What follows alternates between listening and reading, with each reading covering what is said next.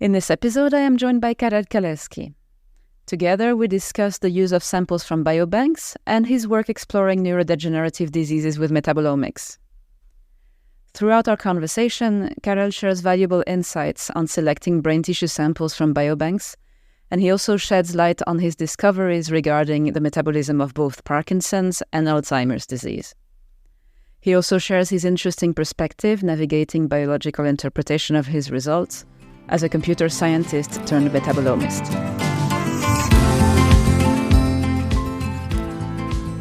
The Metabolomist is the podcast where we listen to the stories whispered by metabolomic data.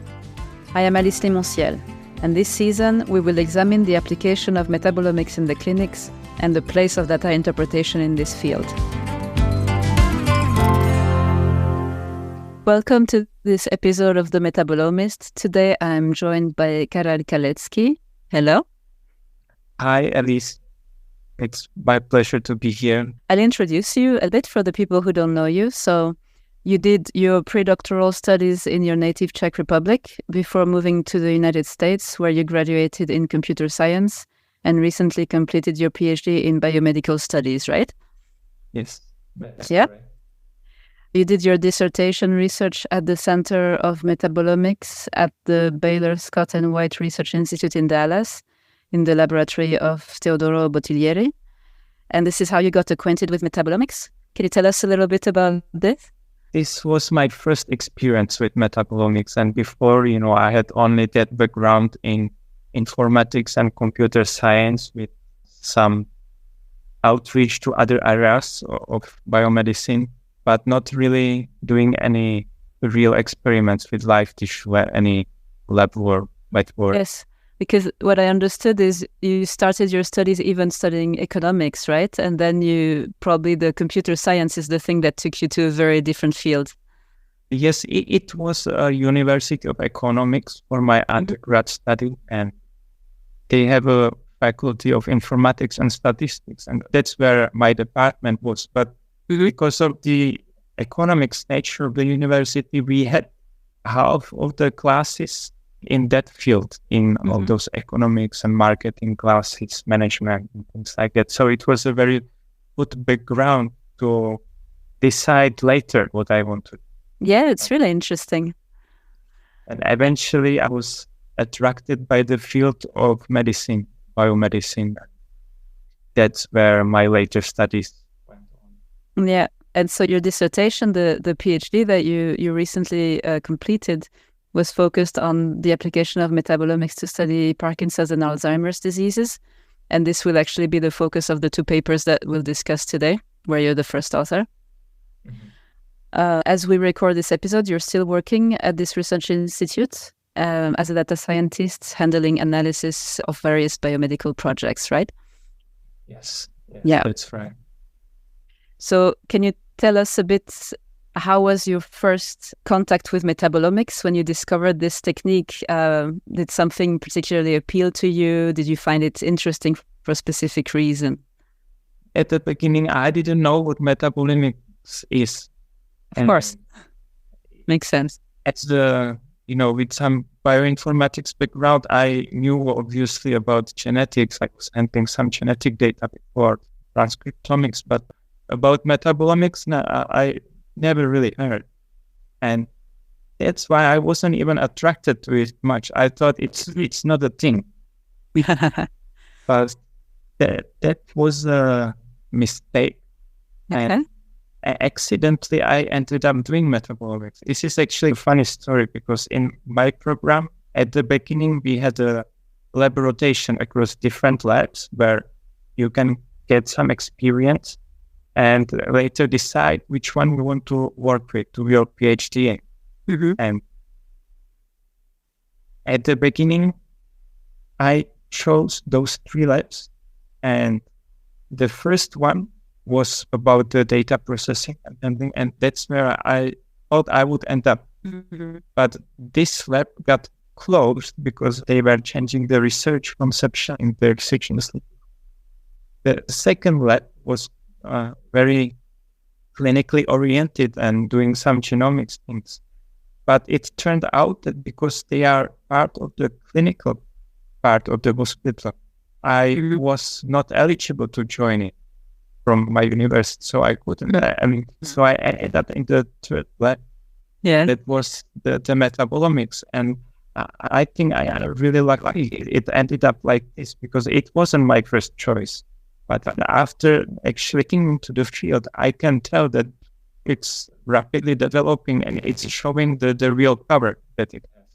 So it's true that the field has evolved a lot in the last years. It's a relatively young field. From what I understand, you've been doing quite a lot of the tasks that relate to metabolomics. So your expertise at the beginning was into the data analysis and the data handling, but I think you also did your own measurements and maybe your own sample prep as well, huh?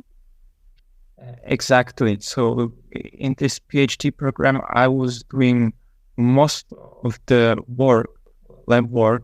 So it included specific targeted pathways doing the analysis on the mass spec, liquid chromatography, as well as some broader assays spanning across many pathways.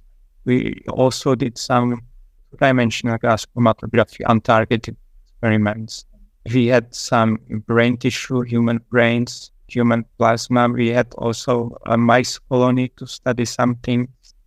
Part of the targeted assays where was lipidomics, many lipid classes, checking that. And later, we also performed some genomics and proteomics experiments. From those data, some papers I already published, some papers are in the preparation, and some papers are still waiting for me to write. Of course, that's the usual way with the PhD, yes. But did you find it challenging to have to do all those things, or was it on the opposite side kind of a chance to be able to see all the aspects of the work within your PhD? I expected it to be challenging, but it was really helpful for me. And now with all the data scientist background, I think I have a unique perspective on the whole process. Yeah, I think you really have a nice profile indeed. As you mentioned, you've handled other types of omics as well. What are the main differences that you've seen with working with metabolomic data? How is it different from genomic or other kind of omics? It's definitely different, even though in some aspects it's similar because it's all biological data. They tend to be large. You don't always have as many subjects as you would like. And that makes it change sometimes. But also, if you think about genomics, it's quite stable. You measure the genes and whether the tissue is a little bit degraded, you can still recover some DNA from it and measure it. But with metabolomics, it's very different in this respect. It is very dynamic, and all those concentrations keep changing all the time. And it really matters how the quality of the tissue samples is. Mm-hmm. Yeah, this maybe will be also the answer to my next question, but I wanted to ask you if there's something that you wish you had known before starting your work with metabolomics. Is there something that you know now with the years of experience preparing and using this data that you wish you'd known from the beginning? I think there would be many little things, because as you gain experience in the field, you start realizing that some things that you might have done different, or with the analysis, or it would save you now as lots of time. Mm-hmm. Well, it's a work going through this process and learning those things. Yeah. So there's not one single thing that comes to mind where maybe you could save some trouble for the people who are listening. Perhaps you can start already with selecting your samples very, very carefully, because sometimes you just go by some major features, like the main groups of the samples. You can get them by them, but later you find out that some of those patients don't really fit the profile that you would like, and you better leave them out completely. Yeah, and this is interesting also for the type of samples you used in the papers we'll discuss, because you use samples from a biobank, right? I guess you have a kind of list of possible samples and you pick the ones that would fit your study. So in that case, the better you prepare the characteristics that you need for your samples, the more likely it is that you'll have samples that are useful at the end, right? Right. For example, we selected subjects with Parkinson's disease that had dementia and those that didn't have dementia. And only later we realized that some of those non-demented had a mild cognitive impairment already and some didn't. And we already wanted to analyze it and we managed to analyze it and we saw some significant differences, even though it wasn't the point of them. And there were some mixed pathologies.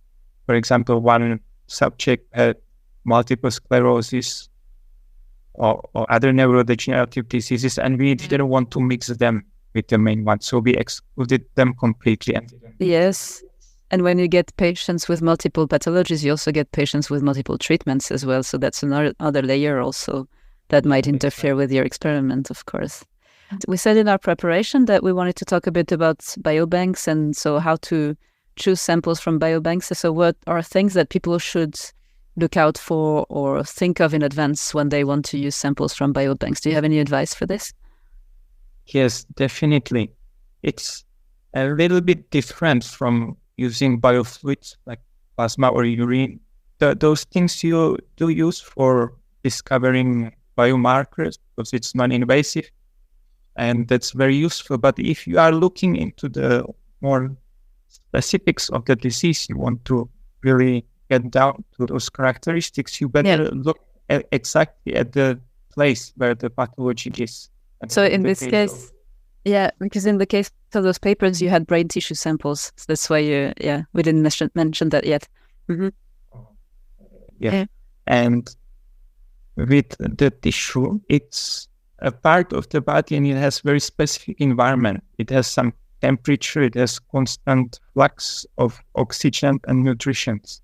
And you don't really do biopsy on live people. You have to wait until he die, and then you do the autopsy and get some of the tissue out, some of the brains out. And suddenly, all the conditions for the tissue change. You don't have oxygen, so you become hypoxic, the tissue, or hypercapnic, lots of CO2. It changes the pH. Suddenly, some enzymes will not work as efficiently. You don't have the temperature. It all affects how all the reactions are going on, and you don't have the influx of energy. So everything starts decaying. There is no immunity. The microorganisms start invading the tissue, and it changes everything. Mm-hmm. And when I was looking at other studies in AD or PD that were working with real human brain tissue, I found out, at least in the PD case, that half of the studies and the difference between the samples with lowest postmortem collection interval and those with the largest postmortem collection interval, more than 24 hours. And sometimes even several days. And sounds like a lot. That's a lot. Imagine you do your grocery shopping. Somewhere you buy a piece of beef and you put it in the kitchen counter and wait maybe a couple of hours, but you don't really want to wait several days. No, definitely not. Then it's like comparing, apples and pineapples. And then is it really working such a experiment? And so when you search through data banks for samples, they usually give you that information. Is that always included in the sample descriptions? Yes, if it's a good biobank, they provide this information. Mm-hmm. And do you know of any ways, let's say, for someone who maybe gets samples or even animal samples that were collected by other people, for example, and they may not have that information? Do you know of any way to use the data to tell you about this? Are there any markers of the quality of brain tissue samples that you know of? There were some experiments with mice, and they were checking, I think, adenosine or one of those molecules, and based off that levels, they could tell if the metabolism was stopped at that moment, because for that we use microwave device. So it's a specialized instrument for mice that it microwaves the brain instantly in 1 second to disable all the metabolic processes. And they could tell by measuring that compound if it was decaying or not. So perhaps something like this might be used with human tissue. Okay, thank you. Before we move on to discussing the papers, is there anything else you'd like to say about Biobanks or about your experience with metabolomics in general? Yeah, I think it's just really important to consider this factor, this collection interval for those tissues. Yeah. So if it's a good biobank, they have a pre-approval from those people to immediately collect the tissue after they get there. So in our case, in our studies, we had this post-mortem interval only 3 hours on average. 3 hours after that, the tissue was already in the freezer. That sounds decent. It was homogeneous across the groups. Yeah, and this is also important once you do what we discussed the papers, but once you interpret the results, it's also important to be confident that whatever you see in your analysis is not likely to come from the study design or how the samples were preserved or collected. So that's already a relief, I think, from the interpretation point of view. Yes, exactly. Let's continue with the first paper we will discuss. Is titled One Carbon Metabolism in Alzheimer's Disease and Parkinson's Disease Brain Tissue, and your first author. Before we go any deeper, do you maybe want to give us a quick tour of the aims and the findings of the paper for people who haven't read it yet? So in this paper, we specifically targeted the one carbon metabolism pathway. It's an important part of the metabolism, which is responsible for several biological functions. For example, methylation, it can go up to the epigenetic regulation. Other part of it is aminopropylation. It creates polyamines in one of the pathways. There is also part transsulfuration that leads to creating some antioxidants like glutathione.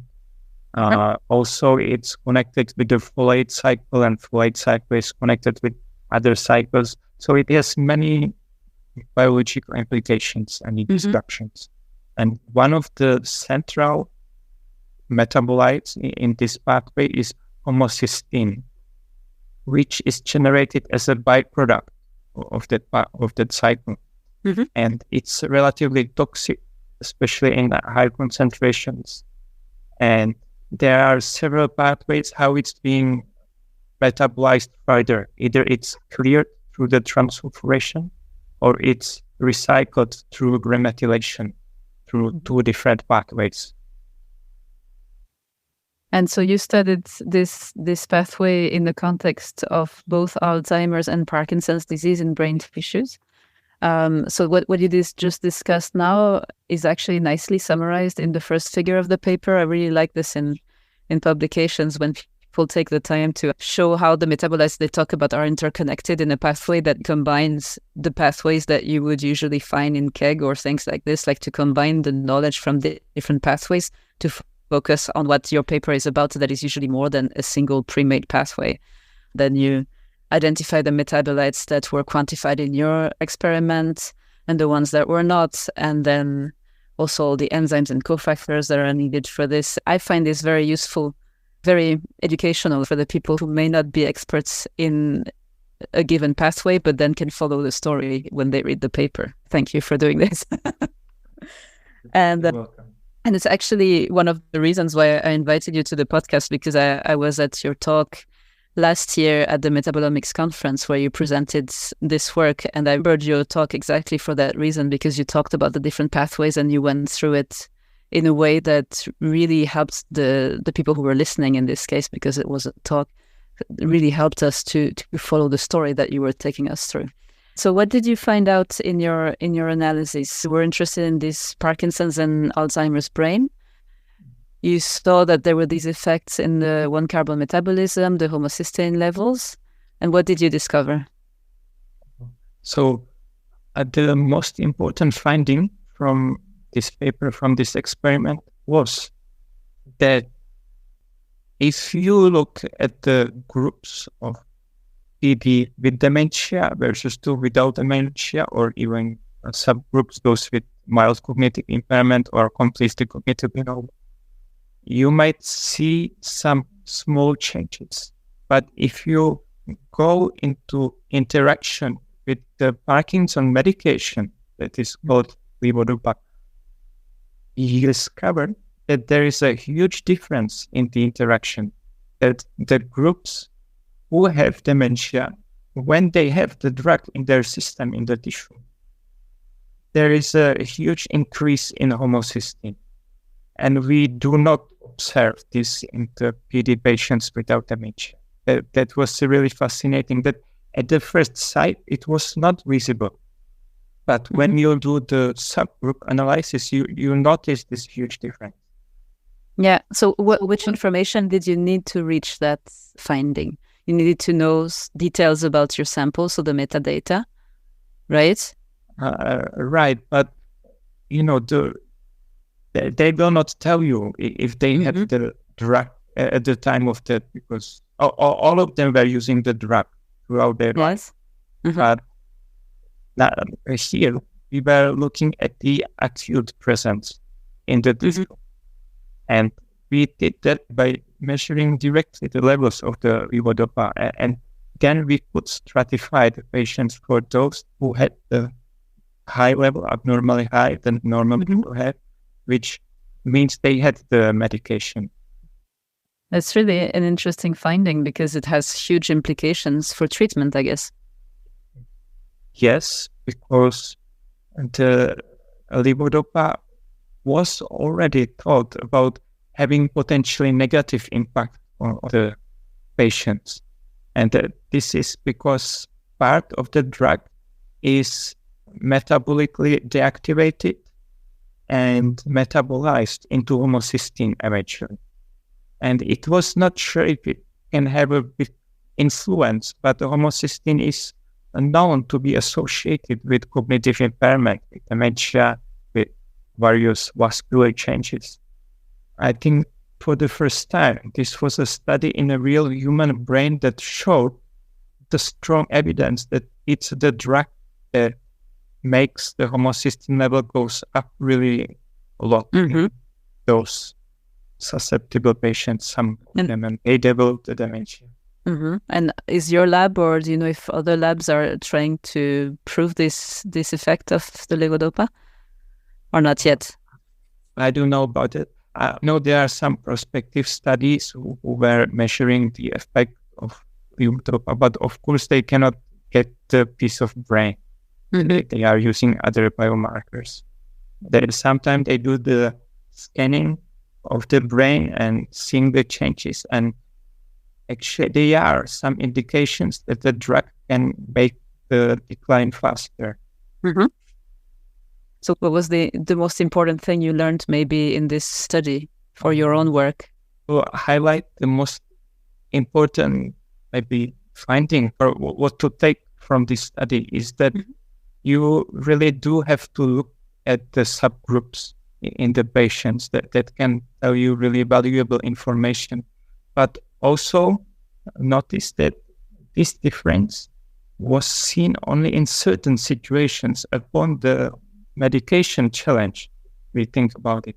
So in the baseline, you wouldn't be able to see this difference. And that's why it's important to research also the dynamicity, what happened, how the metabolism changes when some input changes. Okay, thank you. So let's go to the second paper that was also a big part of your PhD thesis, I guess. It's titled Targeted Metabolomics Analysis in Alzheimer's Disease Plasma and Brain Tissue in Non-Hispanic Whites, and was published in the Journal of Alzheimer's Disease. Like for the first one, do you maybe want to explain to us what happened in this paper? Also, here in this study, we had 2 tissue cohorts. We had those brains, the cortex, and also plasma for another group of Alzheimer's people. And we performed a broad targeted scan. It includes the lipidomics, and we found many similarities in the changes that we observed in the brain and in plasma. And that was quite fascinating that there were so many overlaps that we detected. Yes. It's always a question when you have a disease that's primarily focused in an organ. Does the metabolomics in the blood, is it really relevant to the disease? So in this case, it would suggest that what you see in blood, at least for some biochemical classes, is also a reflection of what is changed in the brain in the patients. Yes. One of the important areas was some microbiome-related metabolites. We didn't measure the microbiome directly, like DNA sequencing, but we measured the metabolites that get into the human body and are facilitated by the microbiome function. And some of them were changed in the plasma. They were changed in the very specifically pathological direction, that those that are harmful for the body, they were up in Alzheimer's disease. And those protective, they were down. That was very interesting. And some of those microbiome metabolites we also found in the brain. And that's just another evidence of the existing gut-brain interaction, and that it can perhaps be relevant to the disease because of the pathological direction of the changes.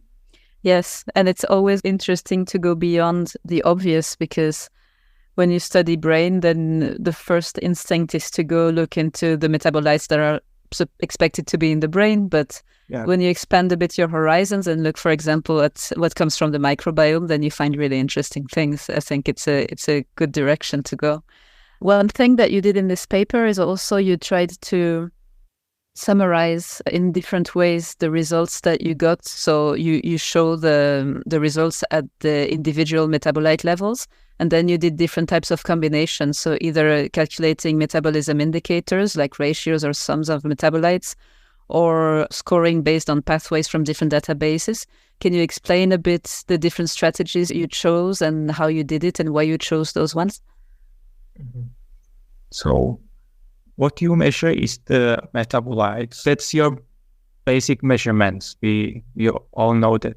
But to put it into context, it's good to realize how the metabolites are connected into pathways, for example. And if you look at changes across pathways, you do so-called pathway analysis. Sometimes it's not easy if you don't have enough coverage for each pathway, but if you do, it can be quite useful because it's like a different resolution of the findings.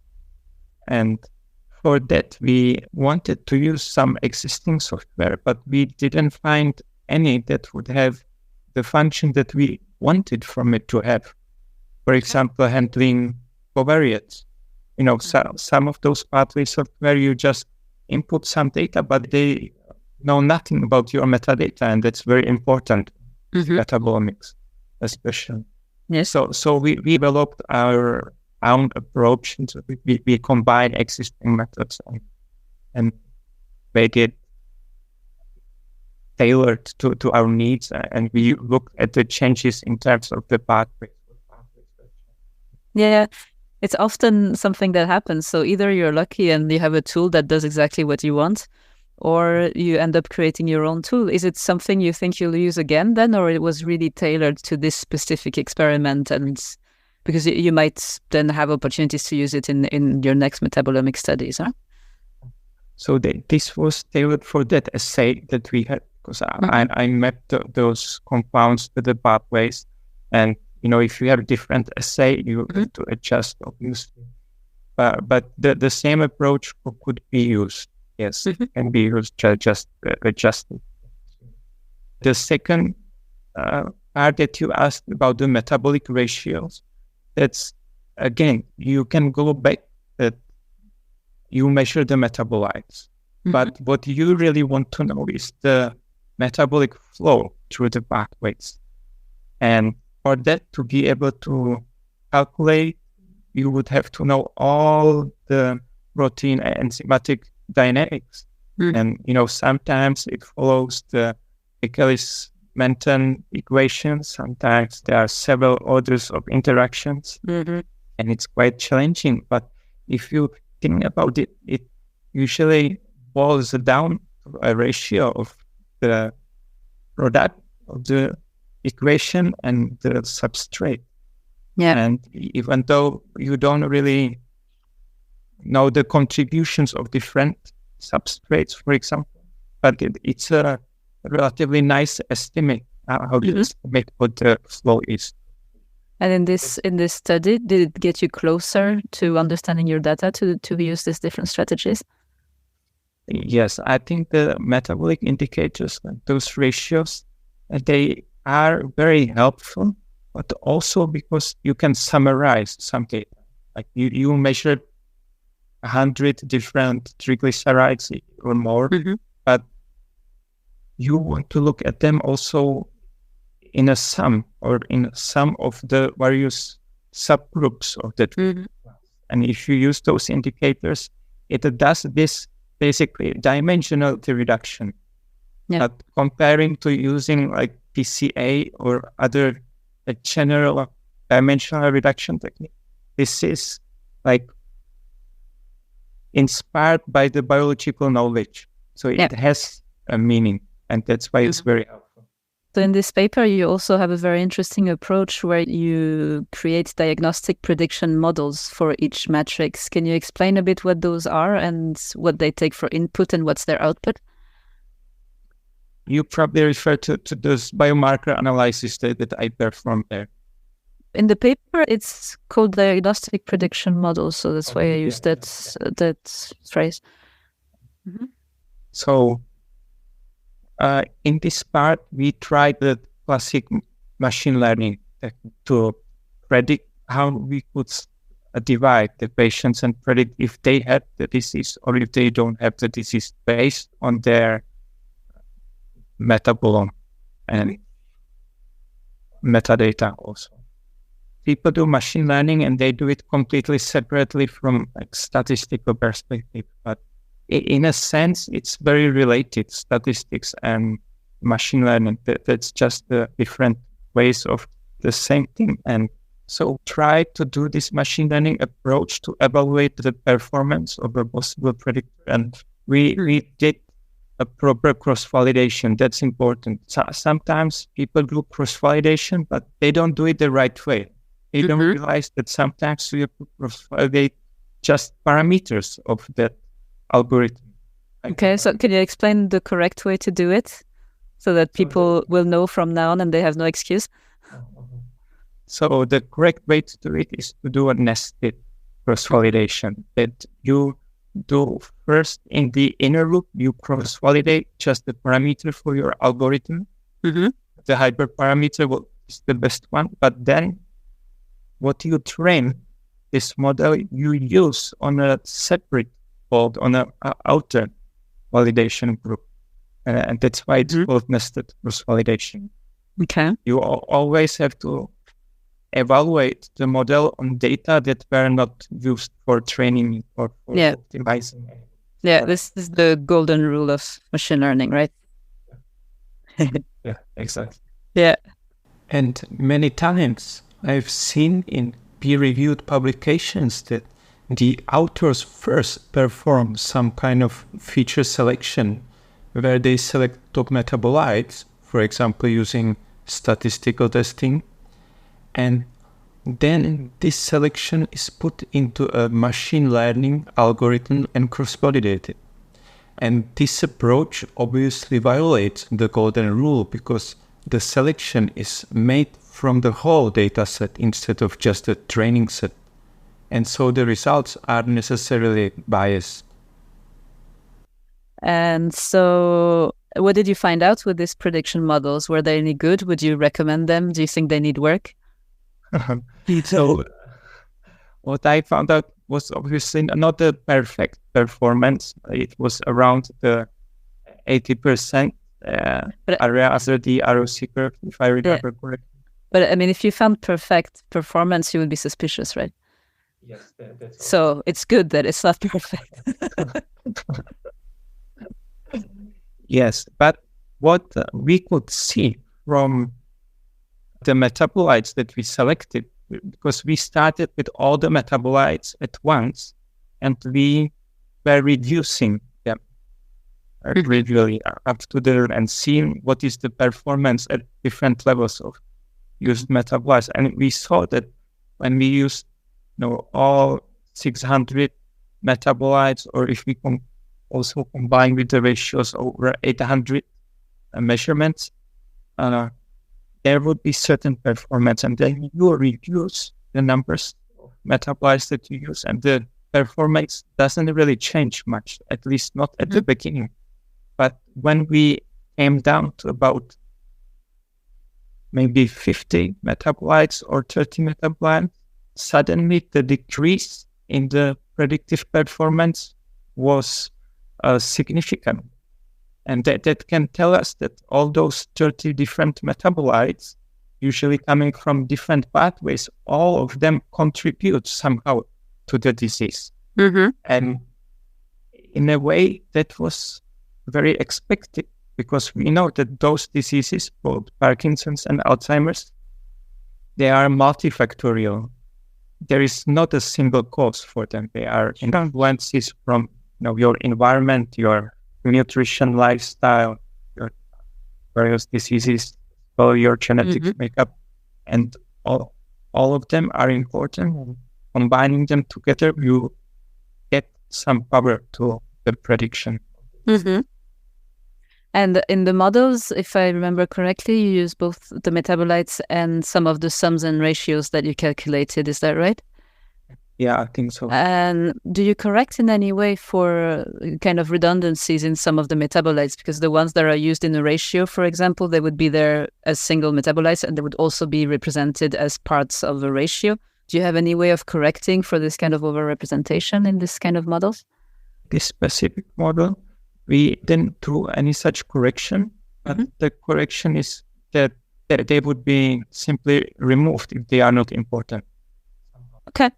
So, and I have already a sense of the answer to the question, but when you analyze metabolomic data, do you rather use pre-made pipelines or pre-made softwares, or do you write your own scripts and build the tools that you need as you go? Yes, there is a simple answer. I like to use my own tools, and there are several reasons for that. So we can start with the transparency. In science, the transparency is very important. And if you write your own script, you know what you are doing, you know what is happening, and you can even publish those scripts in a supplement to the paper. And people can validate and find out if something is wrong. If you use somebody else's software, it's kind of a black box for you, that there is not really much of a transparency. But also, there is a question about the responsibility.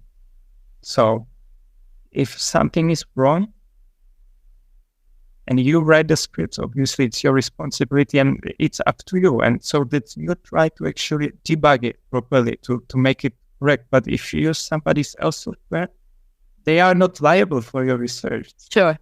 But I mean, in this case, as someone who can write your own scripts, you're in a comfortable position. But if, like me, you don't know how to program your own tools, you need to rely on other people. And in that case, so let's say if we were collaborating, I would rely on you to write the script. And of course, you would take responsibility if there was a mistake. But I would still decide that I can trust Karel, and I will ask him to do that script for me. And in that sense, it can also work. But so also the tools that are made for the metabolomics research, they kept being developed recently, but we still need to realize that they are not mature enough often. They provide some basic functionality, but it's not always what you want. What is the best, what is the optimal approach for your research? And that's what making your own script is beneficial. It's very flexible. You can adjust the way you want. You are not looking for some software and then you are saying, oh, I wish it could do this, or do it a little bit differently. Here, if you write your own, you are the one in control. Yes, I see. Thank you. Yeah, so let's discuss the biological interpretation, and especially in the first paper, there's a lot of it. What was your experience of this? Because, I mean, coming from the world of more data science, bioinformatics, maybe this was your first contact with interpretation of biological data. How was this for you? Yes, it was a learning process. And I can tell that at the beginning, perhaps with those 2 papers that were already published, that's probably the start, how I was starting the interpretation. And now with the papers that are coming, I think I improved in my ability to actually do some interpretation. Of course, it's also learning by doing for this. It's the same as the analytics. So yeah. The one thing is to always remember that it was a control studies. You cannot really claim any causal relationships, but that's fine. You just have to remember and not overstate your finding. Even then, for me personally, it's the most exciting part of the research process, to do the interpretation and to come up with the new hypothesis, what can be wrong, what can be the reason for those diseases. And there are several, you really have to go and spend time on doing the interpretation. You really have to search through literature and investigate all the metabolites, all the pathways. And so just to mention a couple of aspects that you have to take into account, we can say that the most basic things is the pathway, how the metabolites relate together, what pathway they are connected, and sometimes they are, one metabolite is a part of multiple pathways. Then you can see if there is a pattern across the whole pathway and how it looks. If, for example, just one thing is elevated, or it's elevated, and then some downstream metabolites tend to be elevated, but perhaps in a decreasing method, or things like this. Such patterns can tell you that there might be a problem with overproduction, or perhaps that the clearance, the downstream metabolism, there is some bottleneck, or things like that. Another thing is some pathways have many intermediate metabolites that you don't measure. And you don't know their values, and you have to remember them. Then from other dimensions, you look where those enzymes that are responsible for those reactions are located. And sometimes you find out that they are specific for certain organs, and this pathway is not really going on in the tissue that you have. Yes. Or sometimes it's a single organelle. For example, some enzymes are in peroxisomes and work in peroxisomes under the specific pH. And that can explain some changes that you see, and that can tell you that the problem is there in the peroxisomes. I see you've had quite some interesting experiences. It's really good. And that's just the beginning. You have metabolic regulations. There are feedback loops that one metabolite controls the rate of those enzymatic reactions in other parts of that pathway or in a different parts. That needs to be taken into account. Sometimes what can help with interpretation is also checking correlations between the metabolites in the pathway, and it can tell you it can tell you something you wouldn't be able to see without checking the correlations. And it was in that first paper that you mentioned, the one carbon metabolism. And there was a nice example where, for example, in the PD groups, when we check correlation between homocysteine and the folates, that there is a pathway that helps remethylate the homocysteine through folates. And there was a pretty much nice correlation that the more folates you have, the less homocysteine you have, that the pathway works. But specifically in the PD group with dementia, the correlation didn't exist. So no matter what your level of folates were, it didn't affect the homocysteine level. And that can tell you that perhaps this pathway is a bottleneck. It doesn't work in that group. And there are more things to consider. How do you find those things? Like, is it a matter of sitting down with your data for a while and with the literature as well and just start seeing things, or you start imagining and then go check if it makes sense or not? Is it like this for you as well, or what's your experience? Yeah, a big part of it is really going through the literature, finding the relations. And then you also have to be kind of creative to be able to find new ways how to look at the data. If you use some tools or what other people, it's not always the best for your project. You have specific data set, you have specific information for the data, and there are ways how to incorporate it. And I can tell that even if you look in the databases, the cake for the pathways, or you can have some Brenda enzymes for enzymatic data, for example, what is the feedback regulations. They are sometimes not complete, and you cannot see all the connections there. Sometimes they are not known, sometimes they are just not there, but you can find it in the literature. And here I can give a very specific example. But in the paper that is right now in the process of being published, we saw some changes in the brain, in PD people with dementia and cognitive impairment. There were changes in glutamate aspartate. And those metabolites are produced in the brain, and they are usually cleared out to the plasma and the rest of the body. And we saw similar elevations in some other metabolites, and one of them was alpha aminoadipic acid. And we didn't see any connection between them, but when we checked, there was quite interesting correlation. I spent lots of time trying to figure it out, how it could happen. Because once you trust your data, if you have confidence in your data, then exactly. There is an explanation.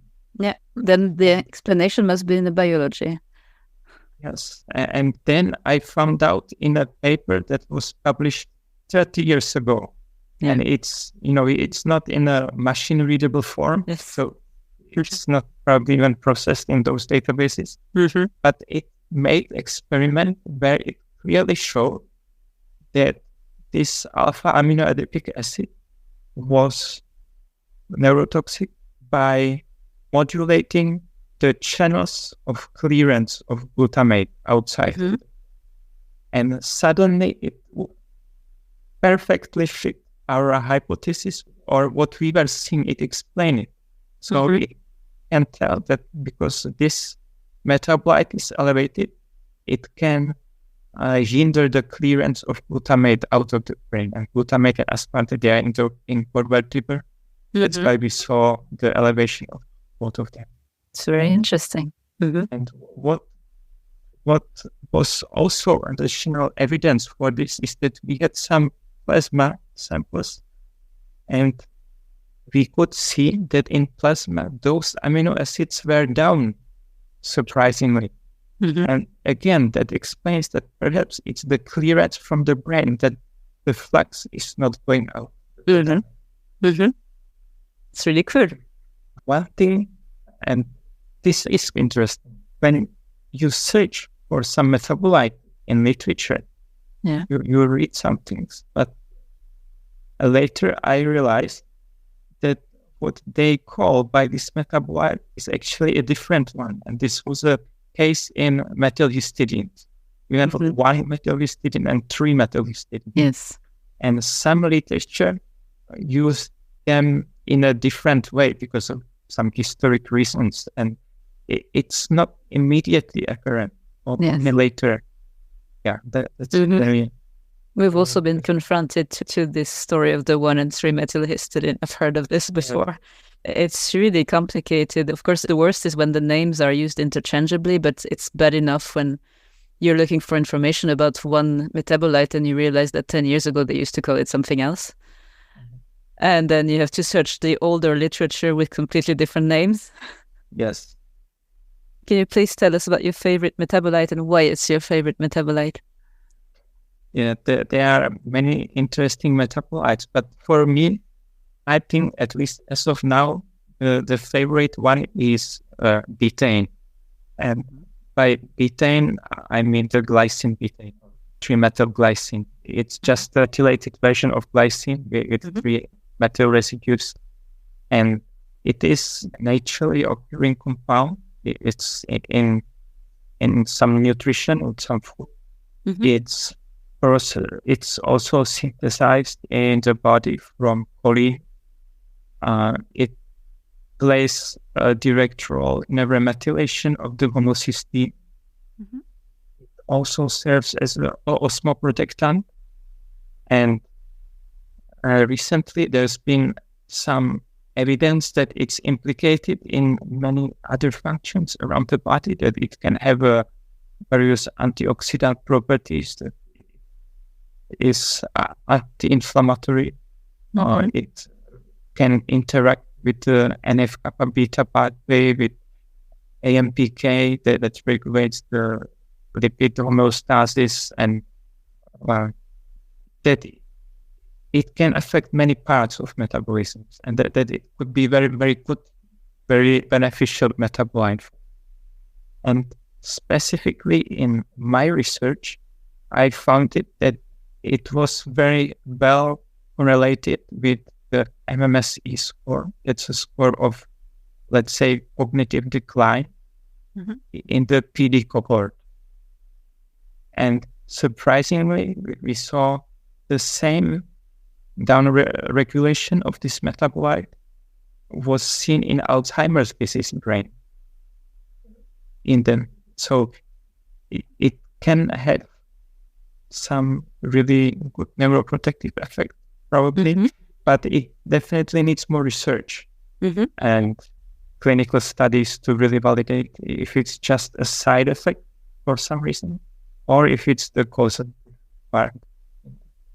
Thanks. You've made this really interesting, actually. Now I understand why it's your favorite. And it's also a very good example of metabolites with names that can be confusing, because with betaine, different people can mean different things. So thanks for specifying the one that you mean from the beginning. It's really important. Thank you very much for talking with me today. Thank you for participating in this podcast. Thank you for inviting me, and it was my pleasure to share some of my experience. Thank you for joining us in this discussion. I hope that this episode gave you new insights and ideas on how to plan, conduct, and communicate your own metabolomic projects, and that you're excited for the future clinical applications of metabolomics. If you'd like to continue this journey with us, make sure to register for the Metabolomist email list on the podcast's webpage, themetabolomist.com. If you want to learn more about how data interpretation is done, check out my book on the story principle at biocrates.com/thestoryprinciple. For regular news on metabolomics and data interpretation, you can follow me, Alice Limonciel, on LinkedIn, where I post on metabolites, analysis strategies, data processing tools, and more. And make sure to check out our other podcast episodes on the Metabolomist website.